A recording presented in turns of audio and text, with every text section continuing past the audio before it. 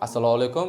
Har doim bizning stollarimizda chaqchuqlar terilgan bo'ladi. Shularning orasidan chaqchuq eng qiyini hisoblangan pistani sizlarga terishni barcha sirlari bilan ko'rsatib boraman. Odatda biz Eron pistasidan foydalanamiz, sababi u yirik hisoblanadi. Terganda ham chiroyli ko'rinishga ega bo'ladi. Avvalambor bagimaga pistalarni sovoldim. Chetlarini tekislashda menga kerak bo'ladi pistani postlog'i. Atrofini bir tekisda qilib olaman. Pistani tekis holatga keltirib olganimizdan keyin sekin uni terishni boshlaymiz. Odatda men ikkita qo'lim bilan ishlayman, sababi uni qo'yganda aniq joyiga moslashtirib turib olish uchun. Yirikroq bo'lgan pistalarni ajratib olaman, sababi ustki ko'rinishi chiroyli holatga kelishi uchun. Pistani birinchi qatorini terib oldim. Endi ikkinchi qatorini boshlashdan oldin tegini to'ldirib olish kerak bo'ladi. Ana o'shanda usti bir tekisda fundamenti qanchalik baquvvat bo'lsa, ustiga borganda qiyshayib ketmaslik va to'kilmaslik ehtimollari kamroq bo'ladi. Chaqchuq taxlashimizga 15 minut vaqtimiz ketdi. O'zi nima deb o'ylaysizlar?